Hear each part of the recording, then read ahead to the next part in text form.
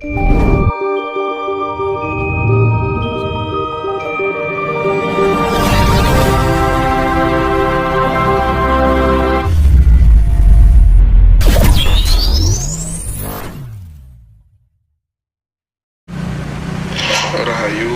Mas Dinus. Rahayu Om Swastiastu. Ini Mas ada beberapa pertanyaan dari kawan-kawan.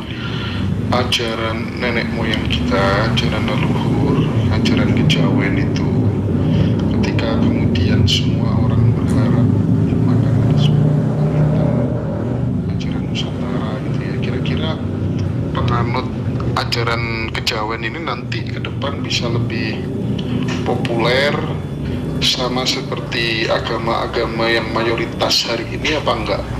Menurut Mas Dinus potensi itu ada apa enggak? Kalau kemudian ada, langkah-langkah yang harus dilakukan oleh para penghayat kita manusia Jawa, orang Jawa gitu. Kira-kira langkah-langkah yang harus dilakukan apa menurut Mas Dinus?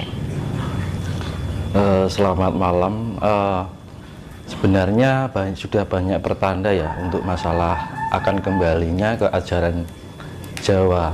Ya, secara bahasa universalnya itu kembalinya ajaran budi pekerti luhur. Jadi memang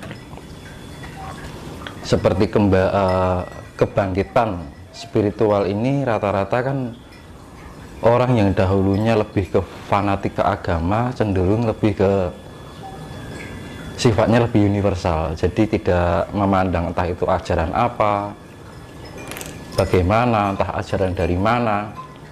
Rata-rata orang yang terbangkitkan spiritnya itu lebih memandangnya itu sifatnya lebih universal.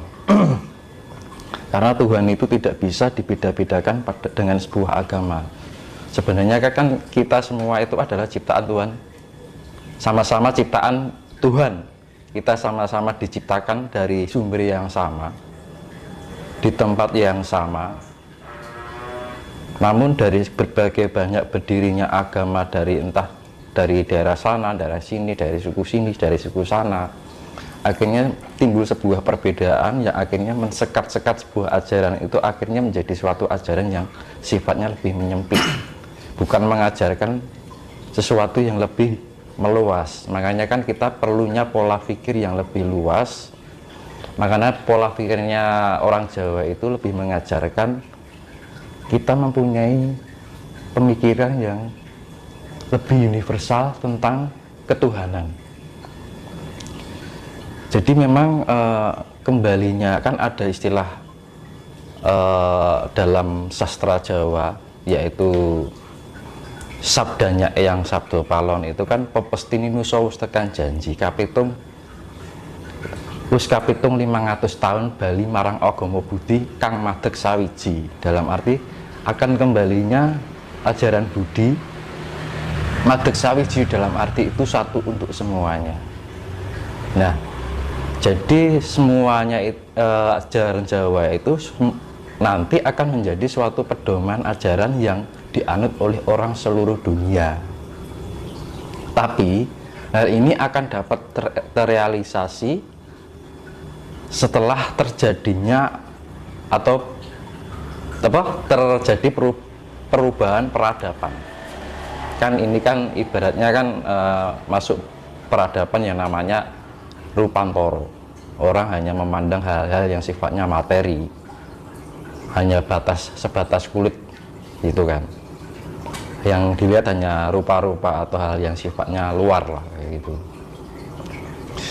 Jadi ini transisi perubahan menuju peradaban, yaitu namanya Asmoro Toro. Asmoro itu kasih, Toro itu artinya sifatnya meluas.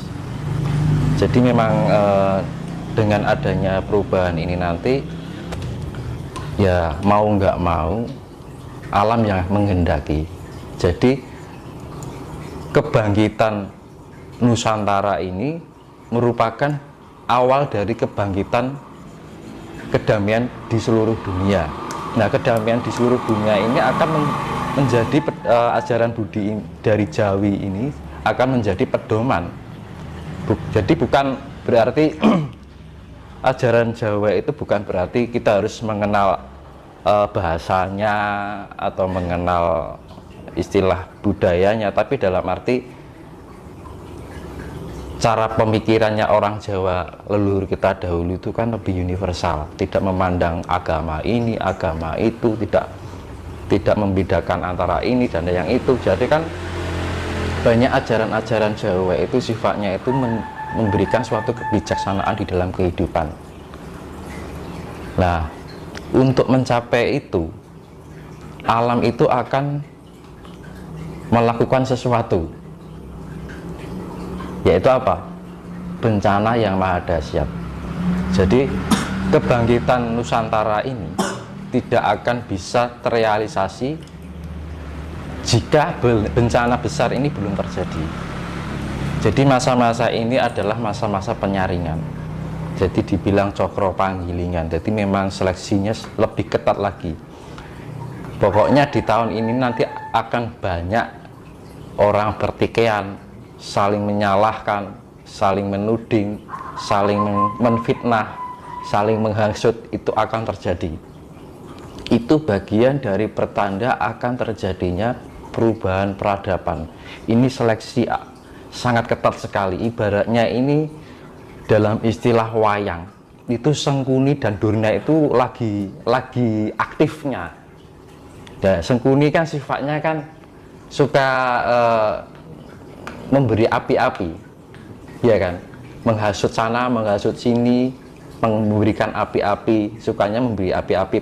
Pandawa kelihatannya sikapnya manis sopan, tapi perilakunya itu memberikan suatu kejadian yang membuat satu sama lain itu timbul suatu pertikaian. Nah, ini yang dibahayakan, karena memang perlunya kita kesadaran diri dalam sebuah spiritualitas itu. Kita harus benar-benar sadar yang kita ajak bicara siapa, kita berhadapan dengan siapa, orang ini ngomong beneran atau enggak, ini bicaranya benar-benar dari hatinya atau hanya sekedar siasat belaka. Nah, itu sangat jeli sekali, karena di kedepan ini akan banyak hal seperti itu. Bukan ke depan, sekarang pun sudah banyak terjadi, dan besoknya itu akan semakin banyak lagi. Nah, ini bagian dari sebuah penyaringan alam. Memang itu sudah digambarkan di dalam pewayangan yang namanya Perang Bratayuda Jaya Binangun. Nah, di saat perang mendekati Perang Bratayuda Jaya Binangun itu memang aktivitas dari Sangkuni dan Durna itu begitu keras. Bagaimana caranya? Karena apa? Sangkuni dan Durna itu nanti kalau Kurawa ini sampai kalah, maka dia akan mencapai kehancuran juga. Nah, makanya kan dia Durna dan Sangkuni ini bersikeras bagaimana caranya untuk menggagalkan atau mengalahkan Pandawa itu. Makanya ini memang nanti terjadi fitnah, hasutan, mengapi-api orang lain agar ini saling bertengkar, satu sama lain saling bertengkar. Nah, itu makanya perlu kebangkitan spiritualitas ini agar terbangkitkan kesadaran manusia agar lebih eling apa? Dengan pikiran kita, prasangka kita, karsa kita, perbuatan kita, ucapan kita. Makanya kan kita diperlukan banyak melakukan hening, henung, karena memang kejadian ini sangat dibilang lembut, ya bisa lembut, nedas gitu. Jadi lembutnya itu lembut, akhirnya nedas juga gitu. Makanya kan lebih hati-hati dalam kelembutan itu, karena ini banyak hal yang sifatnya lembut tapi dibalik kelembutannya itu menyakitkan. Nah, yang diwaspadai itu karena memang ini pertandanya sudah banyak, tapi kedepannya semakin banyak. Nah, terus Durna itu sifatnya dia kan seorang pandita. Dia sebagai pandita tapi sifatnya menjerumuskan. Jadi jadi panditanya itu mempunyai tendensi. Nah, jadi Durna itu sifatnya memberikan ajaran baik, tapi di balik itu ada sesuatu yang menjerumuskan orang itu. pada sesuatu yang ketidakbenaran. Akhirnya orang itu menganutnya, akhirnya terjerumus juga. Jadi makanya kan perlu kehati-hatian, kita lebih mawas, ini yang benar, mana yang benar dan mana yang tidak, kita harus benar-benar peka.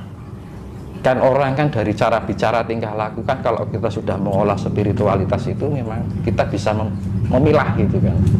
Ini yang mana yang asli dan mana yang bukan, itu bisa dilihat. Gitu. Makanya memang jadi saya kembalikan ajaran Jawa itu memang akan dikembalikan. Makanya kan ada sastra zaman dahulu yang disebutkan pepesti ini nusa wis tekan janji, dalam arti sudah saatnya nusa sampai pada janji. Jadi kayak nagih janji gitu kan. Wis kapitung 500 warso, dalam arti sudah terhitung 500 tahun. Gomo Budi bakal kembali, ya kan? Madeg sawiji, dalam arti satu untuk semuanya. Jadi nyawiji madeg itu kan berdiri, nyawiji. Jadi berdirian ajaran Budi ini akhirnya dianut oleh orang seluruh dunia. Makanya ini memang untuk menjadi hal demikian itu tidak akan terrealisasi sebelum bencana besar itu akan terjadi.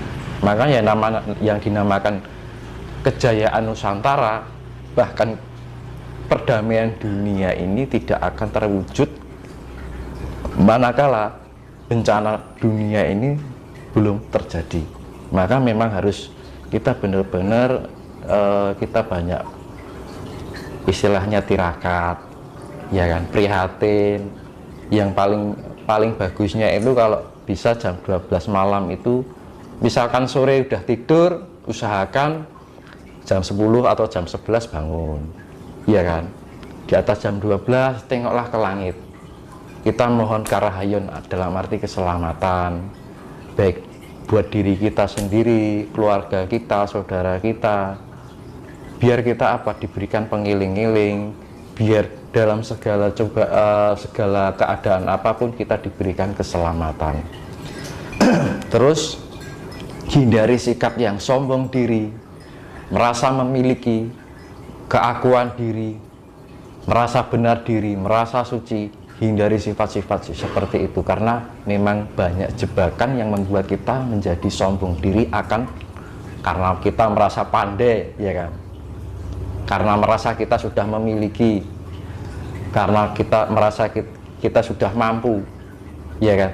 Nah, itu jebakan-jebakan. Makanya ketika kita menemukan sesuatu, kita memiliki sesuatu, ibarat dalam bahasa Jawa itu kabehmu sak dermo, ya kan. Semua itu hanya sekedar titipan Tuhan. Kita tidak merasa milik apa-apa. Jadi memang jalani hidup itu ya kita mengalir aja. Apa yang Tuhan berikan yaitu, banyak dan sedikitnya yaitu. Kita jangan terlalu banyak tuntutan tentang kehidupan, jangan terlalu banyak muluk-muluk tentang harapan kehidupan. Yang utama adalah jalani kehidupan ini dengan baik, ucapan kita baik, pikiran kita baik, perasaan dan prasangka kita baik pada siapapun, ya juga pada diri kita sendiri, perilaku kita juga baik, perbuatan kita baik, maka dengan sendirinya kita akan terselamatkan, terbebaskan dari cokro panggilingan.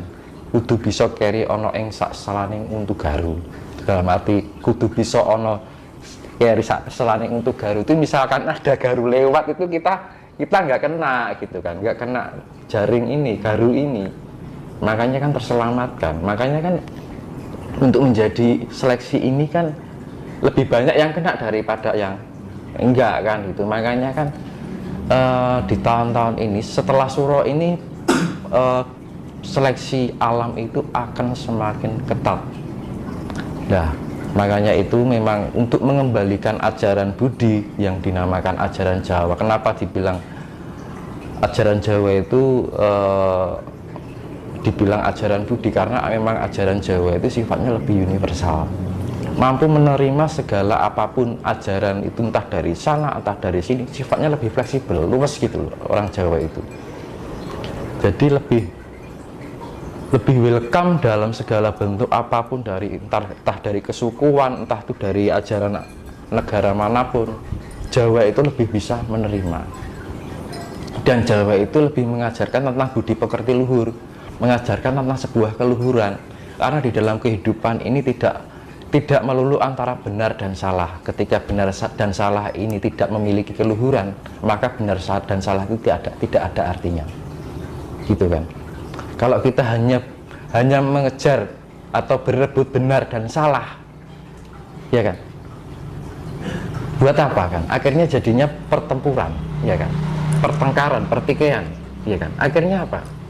Orang berebut salah, berebut benar, tapi di situ nggak ada keluhuran, ya sama juga bohong. Akhirnya timbul peperangan, ya kan, pertumpahan darah, gara-gara apa? Agama.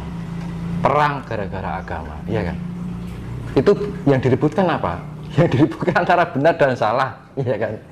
Nah, kalau orang Jawa kan, dalam istilah Jawa kan, etika Jawa kan, orang Jawa tidak mengenal benar atau salah. Tapi ketika orang melakukan kesalahan itu dianggap orang yang belum mengerti. Makanya dunia ini tidak butuh orang yang pandai, tidak butuh orang yang hebat. Yang dibutuhkan adalah orang yang mengerti, iya kan? Makanya itu baik dan salah jika tidak dilengkapi dengan sebuah keluhuran sama juga bohong. Tetapi ketika orang mampu menjalani tentang keluhuran, maka dia akan mampu mengerti di mana kebaikan itu sendiri.